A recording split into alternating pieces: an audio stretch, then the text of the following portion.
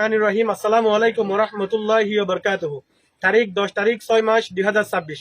বিষয় ক্যাম্প 10 এ আরসু কর্তৃত মিনারা বেগমকে গুলি করার সঠিক বিচারের দাবিতে আবেদন। মাননীয় কর্তৃপক্ষ, গণপ্রজাতন্ত্রী বাংলাদেশ সরকার মহোদয়, আমরা অত্যন্ত দুঃখের সাথে জানাচ্ছি যে গত রাতে ক্যাম্প 10 এ আমাদের এক বোন, যার নাম মিনারা বেগম, তাকে আরসু এর সদস্য গুলি করেছে। আমাদের প্রাপ্ত তথ্য অনুযায়ী এই জঘন্য ঘটনাটি এমডি শামসুন নূর, এমবি সৈয়দুল আমিন, হাফেজ মোহাম্মদ নূর এর আদেশে সংগঠিত হয়েছে। তাদের নির্দেশ পেয়ে ইব্রাহিম নামে ব্যক্তিটি সরাসরি মিনারা বেগমকে লক্ষ্য করে গুলি ছুড়ে। এই নৃশংস ঘটনা প্রেক্ষিতে আমরা বাংলাদেশ সরকারের নিকট আকুল আবেদন জানাচ্ছি যেন সবার জন্য ন্যায় বিচার নিশ্চিত করা হয়। আমাদের দৃঢ়ভাবে আশা ও বিশ্বাস করি যে বাংলাদেশ সরকার এই অপরাধের একটি সঠিক ও নিরপেক্ষ তদন্তের মাধ্যমে আদেশদাতা ও হামলাকারীর ইব্রাহিম সহ দোষীদের কঠোর শাস্তি দিবেন এবং আমাদের সঠিক বিচার বুঝিয়ে দিবেন। আবেদনকারী ক্যাম্পের সাধারণ জনগণের পক্ষ থেকে। অনরা কি এই বিচারিয়ান সনে আরা বাংলাদেশের সরকারের তুন বিচারিয়ান চাই? অনরা কি সনে আরা বাংলাদেশের সরকারের তুন আর বোন মিনারা বেগমরে গুলি গড়িয়রে আরো চোর সন্ত্রাসী মারি ফেলাই দিয়ে আর বিচার চাই? অনরা কি বিচার চাই? বিচার চাই। আসসালামু আলাইকুম ওয়া রাহমাতুল্লাহি ওয়া বারাকাতুহু। আমার পিছনে মিয়ানমার বাংলাদেশ সীমান্ত, পাহাড় আর পাহাড়। আমরা বিভিন্ন সময় নিউজের মধ্যে বিশেষভাবে দেখেছি যে মাইন বিস্ফোরিত হয়ে বারবার বাংলাদেশিরা আঘাতপ্রাপ্ত হচ্ছে। এসব মাইন বিস্ফোরণ করছে কারা, মাইনগুলা পুঁতে রাখতেছে কারা? বিভিন্ন নিউজ বিশ্লেষণ করে দেখা যায় মিয়ানমারের বিচ্ছিন্নতাবাদী গ্রুপ আরাকান আর্মির ফুতে রাখা এই মাইনে গেল 1-2 মাসে প্রাণ গেছে 10 থেকে 12 জনের। যদি নাইক্ষ্যংছড়ির এই উপজেলায় বিশেষ করে লেবুচড়ি, ক্রিককং থেকে শুরু করে গুন্দুম পর্যন্ত যদি গণনা করা হয় তাহলে 100 জনের বেশি মানুষের পা উড়ে গেছে। যাদের পা নেই, অনেকে জীবিত আছে কিন্তু পা নেই। এ পাগুলা আরাকান আর্মিদের ফুতে রাখা মাইনে গেছে। আরাকান আর্মি কারা? অনেকেই আরাকান আর্মি সম্পর্কে জানে না। অনেকে আরাকান আর্মি নামটা শুনেছে, তাদের সৃষ্টিটা অনেকে জানে না। আরাকান আর্মি হচ্ছে রাখাইন সম্প্রদায়ের যুবকরা আরাকান আর্মি গঠন করেছে। তারা রাখাইন বা বুদ্ধ ধর্মাবলম্বী। তারা আবার আরাকান আর্মিতে যে সদস্যগুলা রয়েছে তারা বাংলাদেশের কাগড়াছড়ি, রাঙ্গামাটি, বান্দরবন বা সোনাইছড়ির বিভিন্ন যুবক কিন্তু আরাকান আর্মিতে জড়িত আছে। সবাই না, কিছু তঞ্চঙ্গা, কিছু মারমা, এভাবে কিছু না কিছু তাদের সাথে জড়িত আছে। আরাকান আর্মিরা মিয়ানমারে রোহিঙ্গারা যখন নিপীড়িত হয়ে বা নির্যাতিত হয়ে যুগে যুগে বাংলাদেশে চলে এসেছে, সর্বশেষ 2016 এবং 17 সালে 10 লাখেরও বেশি রোহিঙ্গা মিয়ানমারের জান্তা সরকারের নিপীড়নের শিকার হয়ে বাংলাদেশে পালিয়ে এসেছে। ঠিক 2024 সালে আরাকান আর্মির নিপীড়ন নির্যাতনে আরো 2 লক্ষ রোহিঙ্গা বাংলাদেশে পালিয়ে এসেছে প্রাণ বাঁচাতে।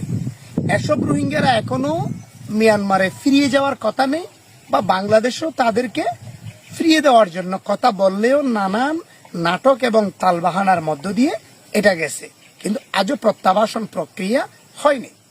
প্রত্যাবাসন প্রক্রিয়া হওয়ার আগেই আরাকান রাজ্যে রোহিঙ্গাদের যেখানে বসবাস, মূলত সেইটা এখন দখলে নিয়েছে আরাকান আর্মি নামের বিদ্রোহী একটি সংগঠন। এই বিদ্রোহী সংগঠন মিয়ানমারের কোনো সরকার নয় বা সরকার দলীয় কোনো বাহিনী নয়। তারা বিচ্ছিন্নতাবাদী। তারা ভারতের ত্রিপুরা, আসাম, এভাবে বিভিন্ন রাজ্য থেকে এসে মিয়ানমারে অবস্থান করেছে। মিয়ানমারে তারা রাখাইন সম্প্রদায় হিসেবে গঠিত হয়েছে। তারা ভারতের আসাম রাজ্য, ত্রিপুরা রাজ্য বা মিজোরাম বিভিন্ন জায়গা থেকে এসে সেখানে প্রতিষ্ঠিত হয়েছে। পরবর্তীতে তারা নানান কৌশলে মিয়ানমারের জান্তা বাহিনীর সাথে মিলে তাদের পরিকল্পনা মতে তারা আগে রোহিঙ্গাদেরকে তাড়িয়ে দিয়েছে। যখন রোহিঙ্গারা চলে এসেছে, জায়গাটা তো পুরোপুরি খালি হয়ে গেছে, এখন তারা সেটি দখলে নিয়েছে। তো এখন রোহিঙ্গারা যাবে কোথায়? রোহিঙ্গাদের বাপ দাদার বিটে বাড়ি এখন আরাকান আর্মির দখলে। মিয়ানমার যদি তাদেরকে রিপার্টিশন করে নিয়েও যায়, নিবে কোথায়? এই আলোচনার একটি জটিলতা তৈরি হয়েছে। যেখানে রোহিঙ্গাদের ঘরবাড়ি সেখানে এখন আরাকান আর্মির অবস্থান, তাহলে রোহিঙ্গাদেরকে যদি মিয়ানমার নিয়েও যায়, কোথায় নিয়ে যাবে? এই তালবাহানা করতে করতে একটা দীর্ঘ সময় পার হয়ে গেছে। এখানে আরাকান আর্মিরা গিয়ে দখলে নিয়েছে, আরো একটি জটিলতা তৈরি হয়েছে। এই জটিলতার মধ্য দিয়ে প্রত্যাবাসন প্রক্রিয়া আরো দূরে সরে গেছে। এখন বর্তমানে 2026 সাল শুরু হয়েছে, রোহিঙ্গা আসার 9 বছর পেরিয়ে যাচ্ছে, কিন্তু রোহিঙ্গাদের সমাধান নেই। এই যে মিয়ানমারের সীমান্তবর্তী এলাকায় আরাকান আর্মিরা প্রতিনিয়ত ফুতে রাখতেছে মাইন।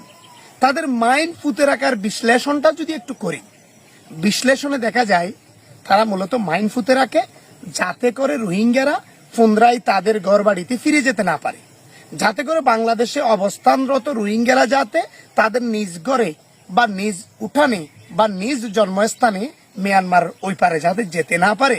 এই কৌশলে তারা মিয়ানমার বাংলাদেশ সীমান্তবর্তী এলাকায় এসে এসে মাইন ফুতে রাখে। আর কিছু কিছু মাইন তারা কাঁটাতারের বেড়া দিয়ে এই পাশে বাংলাদেশের জুমক্ষেতের মধ্যে তারা নিক্ষেপ করে বিভিন্ন জায়গায় ফেলে রাখে। যখন বাংলাদেশের এখানে যারা বসবাস করে তঞ্চঙ্গা বা মারমা যারা এখানে আছে সাক, এরা যখন জুমকেতে যায়, যখন জুমকেতে শ্বাস করতে যায় বা কলা বাগানে যায়, তখন দেখা যায় মাইন বিস্ফোরণ হয়। ঠিক ঘটনাটি 1 সপ্তাহ আগে একটি তঞ্চঙ্গা পরিবারের একটা বাচ্চা মারা গেছে। মা এবং বাচ্চা দুইজনে জুমকেতে গেছে। জুমকেতে মা কাজ করতেছে, বাচ্চা ওখানে একটা দেখছে অবিস্ফোরিত মাইন বা মটার শেল সেটি ছিল। সেটি তো সে চিনতে পারেনি কি, বাচ্চা খেলতেছে জুমকেতে, মাও দেখছে। মা যখন ওটি দেখছে, ওইটা এক পাশে নিয়ে রাখছে মটার শেলটি। ওই মটার শেল দিয়ে বাচ্চা খেলতেছে, হঠাৎ করে ফুটে বাচ্চাটি ঘটনাস্থলে নিহত হয়েছে। ঠিক একইভাবে ঠিক কুরবানের 2 দিন আগে একই পরিবারের 3 জন, 2 জন তঞ্চঙ্গা, 1 জন মারমা। তারা হচ্ছে বালুকিয়া, অর্থাৎ নাইক্ষ্যংছড়ি উপজেলার গুন্দুম ইউনিয়নের বালুকিয়া গ্রামের সীমান্তবর্তী গ্রামের একই এলাকা 3 জন ঘটনাস্থলে নিহত হয়েছে। তারা কি জন্য গেছে? বিভিন্ন তথ্য বলছে তারা কলা বাগানে কলার জন্য গেছে বা কলা বাগানে কলা কাটতে গেছে। ঠিক কলা কাটতে গিয়ে তারা মাইন বিস্ফোরিত হয়েছে। এই মাইনগুলা বিভিন্ন সময় আরাকান আর্মি সেখানে ফুতে রেখেছে। একইভাবে গত 8ই জুনের মধ্যে মারা গেল একজন রোহিঙ্গা। সে ওখানে শ্রমিক হিসেবে একজনের সেগুন বাড়ি যেয়ে কাজ করতে গেছে। সেখানে মাইন বিস্ফোরিত হয়ে তার পা বিচ্ছিন্ন, পরবর্তীতে হাসপাতালে নিয়ে MSF হাসপাতালে গেলে ডাক্তার বলে সে মারা গেছে। এভাবে মাইন বিস্ফোরিত হচ্ছে। এই মাইনগুলা বিচ্ছিন্নতাবাদী আরাকান আর্মি তথা সন্ত্রাসী বিদ্রোহীরা ফুতে রাখতেছে। এটি আমাদের জন্য হুমকি, সীমান্ত নিরাপত্তার জন্য হুমকি। আন্তর্জাতিক সীমানার আন্তর্জাতিক আইন লঙ্ঘন করে এই সমস্ত বিচ্ছিন্নবাদীরা সীমান্তে সেগুলা করতেছে। আর এই বিদ্রোহীরা তো কোনো সরকার নয়, কোন রাষ্ট্রের অধীনে কোনো সরকারি বাহিনী নয়, তারা বিদ্রোহী। এই সমস্ত বিদ্রোহীকে দমন করা খুবই জরুরি, কারণ এটা সীমান্তের জন্য অনিরাপদ হয়ে পড়েছে। এদিকে সীমান্তে বসবাসরত মানুষগুলো প্রতিনিয়ত আতঙ্কে রয়েছে। এখানে মারমা, তঞ্চঙ্গা বা চাক, মুসলিম সবাই বসবাস করে। এই বসবাসের স্থলে অনেক সময় আরাকান আর্মিরা তাদের সাথে যোগাযোগ করে কিছু কিছু বাংলাদেশের এপারের যুবকদেরকে তাদের সাথে যুক্ত করেছে। সবাই না, কিছু কিছু যুবক তাদের সাথে যুক্ত হয়েছে। তারা বাংলাদেশ থেকে খাদ্য বা রসদপাতি ওই পারে দিচ্ছে, বিনিময়ে তারা ইয়াবা আনতেছে, আইস আনতেছে। এভাবে মিয়ানমার বাংলাদেশ সীমান্তের কুরিক্যং, বিশেষ করে গর্জনিয়া বা নাইক্ষ্যংছড়ি, গুন্দুম এই পার থেকে রোহিঙ্গা যুবক এবং স্থানীয় সীমান্তের যুবক তারা মিলে আবার অবৈধভাবে ইয়াবা পার করতেছে। এই ইয়াবাগুলো কে দিচ্ছে? আরাকান আর্মি ইয়াবা দিচ্ছে। বিনিময় রসদপাতি বাংলাদেশ থেকে তারা অকটেন তেল বা কেরোচিন, খাদ্যবস্ত্র সবকিছু নিচ্ছে, বিনিময় তারা আইস, গরু বা ইয়াবা দিচ্ছে। এভাবে সীমান্তকে সবসময় তারা উত্তাল রেখেছে এবং সীমান্তের পরিস্থিতিকে বারবার গুলাটে করতে তারা চেষ্টা করে। আরাকান আর্মির মূল শক্তি, যদি ইয়াবা বাংলাদেশে আসতে না পারে, যদি এখান থেকে আইস বাংলাদেশে আসতে না পারে এবং স্থানীয় যুবক বা সীমান্তের যুবক বা রোহিঙ্গা যুবক, এই 2 যুবকরা যদি আরাকান আর্মির সাথে যুক্ত হয়ে কাজ না করলে, বিশ্লেষকদের মতে আরকান আর্মিরা প্রায় 60% কোণঠাসা হয়ে যাবে এই সীমান্তে, বিশেষ করে আলীকদম, এই যে লামা, এই নাট্যমচড়ি, এই মিয়ানমার বাংলাদেশ সীমান্তে তারা প্রায় 60 থেকে 70% কোণঠাসা হয়ে যাবে যদি বাংলাদেশ থেকে কোনো খাদ্যবস্ত্র তাদের জন্য না যায়, সুরা কারবারিরা যদি তাদেরকে না দেয়। এই সুরা কারবারিরা সরকারের চক্ষু আড়ালে বিজিবির চোখ ফাঁকি দিয়ে অনেক সময় গোপনে মালগুলো নিয়ে থাকে। কিছু কিছু বিজিবির হাতে গ্রেফতার হচ্ছে, র্যাবের হাতে গ্রেফতার হচ্ছে, আর প্রতিনিয়ত বিজিবি বিভিন্ন জায়গায় বিজিবি কিন্তু গ্রেফতার করতেছে। ওই যে মালবিহীন বা দেখা যাচ্ছে অনেক জায়গায় লোকবিহীন ইয়াবা উদ্ধার বা আসামিবিহীন অনেক ইয়াবা পেয়েছে। তারা দেখা যায় বিভিন্ন মাছ গেরে বা সীমান্তে যখন বিজিবিরা টহলে যায় তখন ইয়াবা কারবারিরা ইয়াবাগুলো ফেলে রেখে চলে যায়, পালিয়ে যায়। তখন পরিত্যক্ত অবস্থায় বিজিবি সেগুলা উদ্ধার করে, এমন অনেক কাহিনী বা নিউজ আমরা দেখেছি। সর্বোপরি একটা কথা বলবো, দেশপ্রেম নিয়ে, দেশের স্বার্থে, দেশকে ভালোবেসে বাংলাদেশ আমাদেরই। এই সীমান্তে তঞ্চঙ্গা, মারমা, রাখাইন, মগ, ত্রিপুরা যারা বসবাস করে সবাই আমরা বাংলাদেশি।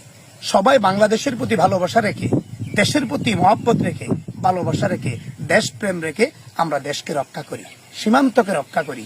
এই সীমানা আমাদেরই, এই দেশ আমাদেরই। দেশের ভালোবাসা রেখে যদি দেশের আন্তরিক ভালোবাসা বা দেশপ্রেম আমাদের সাথে থাকে তাহলে একটা বিচ্ছিন্নতাবাদী আরাকান আর্মির মতো সশস্ত্র সন্ত্রাসীদেরকে আমরা কখনো সহযোগিতা করতে পারি না। এই জন্য সবাই সচেতন হন এবং সীমান্ত রক্ষা করুন, দেশপ্রেম রাখুন। সরকারকে অনুরোধ করব, সীমান্তে আরো শক্তিশালী হতে হবে, সীমান্তের বেড়া আরো শক্তিশালী হতে হবে, যাতে করে মাদক কারবারিরা এখানে কোন রকম গন্ডগোল করতে না পারে এবং দেশ যাতে রক্ষা হয়। সবাই দেশপ্রেম নিয়ে এই কাজ করা এবং সরকারের প্রতি আমাদের এই অনুরোধ থাকবে। স্থানীয় গণমাধ্যম কর্মী বা সচেতন মহল হিসেবে আমরা এই দাবি সরকারকেও জানাবো। ধন্যবাদ সবাইকে।